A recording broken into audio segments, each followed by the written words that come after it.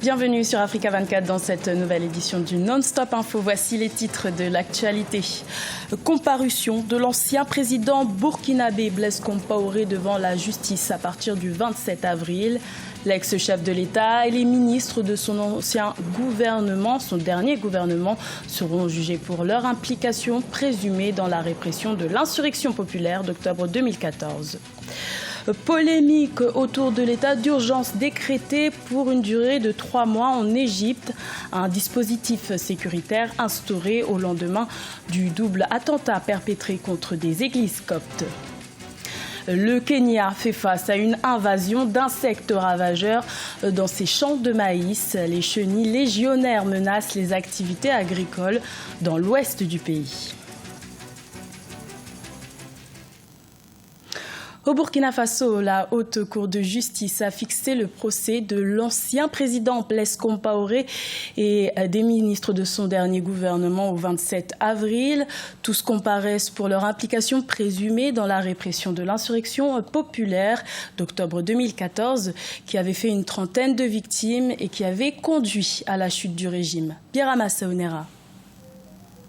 Au Burkina Faso, l'ancien président Blaise Compaoré et ses co-accusés seront fixés sur leur sort le 27 avril 2017. Ils sont poursuivis pour leur implication présumée dans la répression de l'insurrection populaire d'octobre 2014. Ils seront jugés par la Haute Cour de justice du Burkina Faso. C'est la salle d'audience du tribunal de grande instance de Ouagadougou qui va abriter ces procès tant attendus par les Burkinabés. Depuis l'insurrection populaire, ça fait déjà 3 ans que les Burkinabés sont dans l'attente de ce procès. L'accusation a pris fondement d'un décret qui a été pris en Conseil des ministres et qui réquisitionnait les forces armées et même leur demandait de pouvoir faire usage de leurs armes à feu. Donc vous comprenez que le Burkina post-insurrectionnel attend véritablement beaucoup de la justice. Donc c'est un procès, j'allais dire même historique et qui est très attendu. Ce procès se tiendra en l'absence de Blaise Compaoré, accusé principal, car l'ex-président du Faso se trouve en exil en Côte d'Ivoire depuis sa chute, où il a même obtenu la nationalité ivoirienne. Il y a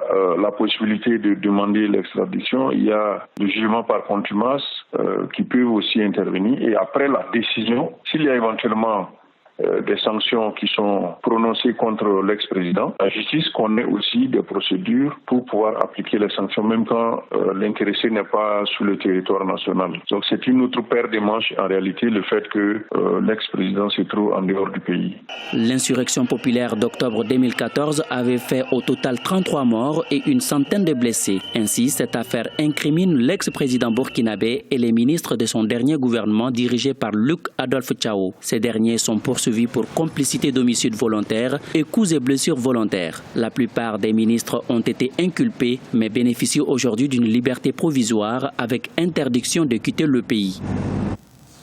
En Égypte, l'état d'urgence de 3 mois décrété par les autorités après le double attentat contre des églises coptes le 9 avril crée la polémique. Certains estiment que ce dispositif sécuritaire serait nocif pour l'économie du pays, sachant que l'Égypte a déjà vécu 30 ans sous état d'urgence. Siamlo Victoria Sedje. En Égypte, la polémique sur les dispositifs sécuritaires après le double attentat contre les églises coptes se fait vive. L'instauration d'un état d'urgence de 3 mois par le président Abdel Fattah al-Sisi vise à assurer la quiétude au sein des populations. Les attentats contre ces églises dimanche 9 avril ont coûté la vie à pas moins de 44 personnes et blessé 120 autres.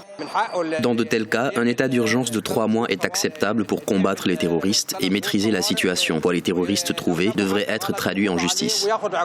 Mais cette disposition ne fait pas l'unanimité. D'autres la jugent trop restrictive et inopportune. Pour eux, cet état d'urgence à long terme est nuisible pour l'économie égyptienne.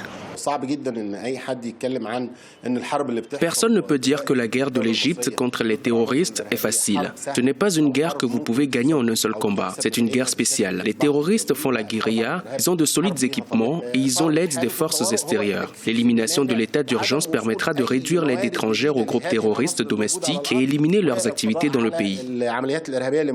Depuis la révolution égyptienne en 2011 et le départ d'Hosni Moubarak, l'Égypte est régulièrement la cible d'attaques attaque terroriste. Les efforts du gouvernement depuis le dernier attentat fin 2016 visant une église copte ont conduit à l'adoption de certaines mesures critiquées. Il s'agit de la mise en place de bandes d'isolement, de la promulgation de nouvelles lois antiterroristes ainsi que la création de troupes d'intervention rapide.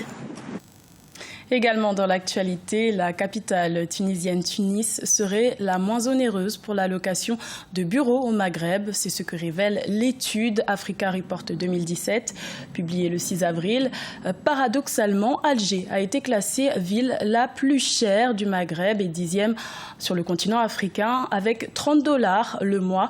Ce classement effectué sur 35 villes africaines classe la capitale angolaise, Luanda, en ville la plus chère d'Afrique avec un mètre carré estimé en moyenne à $80 par mois. Croissance sans perspective pour la zone de l'Union économique et monétaire ouest-africaine. L'organisation sous-régionale table sur 7% de croissance en 2017, soit 0,2% de plus qu'en 2016.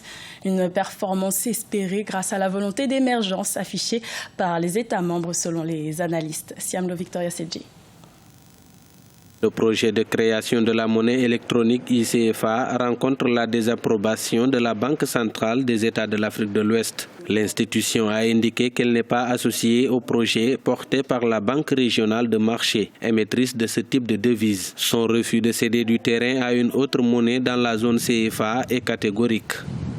Il n'y a pas de rattachement du ICFA à la zone UEMOA. Il n'est pas non plus prévu une version électronique du franc CFA par la BCEAO. L'émission du franc CFA relève de la Banque centrale exclusivement. C'est une dénomination consacrée, un pouvoir régalien des États de l'Union qui a été conféré à la BCEAO. Aucune monnaie ne peut concurrencer le franc CFA dans l'Union en prenant sa dénomination et en créant une confusion. Le projet implique l'Union économique et monétaire ouest-africaine, la Banque régionale de marché et la start-up irlandaise e-Currency Mint Limited. Son lancement était prévu avant la fin de l'année 2017. Je pense que la Banque centrale, la BCA, a opté pour la prudence et donc en principe une telle opération devait avoir l'aval, l'assentiment de la BCAO. Ça n'a pas été apparemment le cas. C'est un bon projet, mais si la Banque centrale n'est pas associée, c'est vrai que ça pose problème. La BCAO est la seule institution habilitée à émettre une monnaie dans la zone de l'UEMOA. Ce projet de monnaie électronique intervient dans un contexte où le franc CFA est de plus en plus contesté par les intellectuels et les leaders d'opinion africains. La communauté économique des États de l'Afrique de l'Ouest, pour sécuriser l'intégration entre les économies de ces 15 pays membres, prévoit de lancer une monnaie unique à partir de 2020. Au Kenya, des insectes ravageurs mettent en péril les récoltes des champs de maïs. La menace viendrait des chenilles légionnaires déjà présentes dans 6 pays d'Afrique. Marcel Farba-Maroun. Au Kenya, plusieurs terres agricoles sont la cible d'insectes ravageurs. Parmi elles, le comté de Trans-Nzoia, réputé comme l'un des greniers les plus importants du pays. Pour l'heure, il est préconisé l'utilisation de pesticides dans le cadre d'une campagne visant à éradiquer ce fléau. C'est le cas de cet agriculteur kényan, Elkanah Lunani, à qui il reste encore du chemin pour totalement éliminer ces chenilles.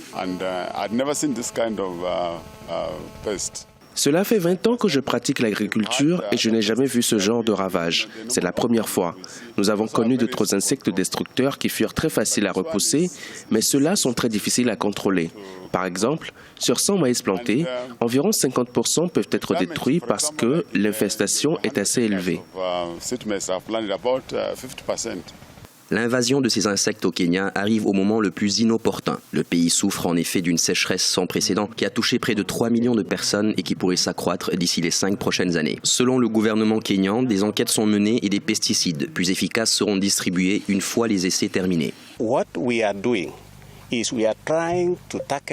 Ce que nous faisons, c'est que nous essayons de cibler et de faire une intervention sérieuse dans des secteurs où la semence est la mieux produite. C'est la raison pour laquelle nous avons commencé ce programme dans le comté de Trans-Nzoia, parce que c'est la seule façon de sauver la production. Le maïs est la culture préférée de ces chenilles et c'est un élément essentiel chez nous. Originaire d'Amérique du Nord et du Sud, cette chenille dévastatrice se répand assez rapidement en Afrique et pourrait atteindre l'Asie et la Méditerranée au cours des prochaines années. Ce journal a été réalisé par l'ensemble de la rédaction. Merci de votre fidélité. Retrouvez dans un instant une nouvelle édition de l'information sur Africa 24.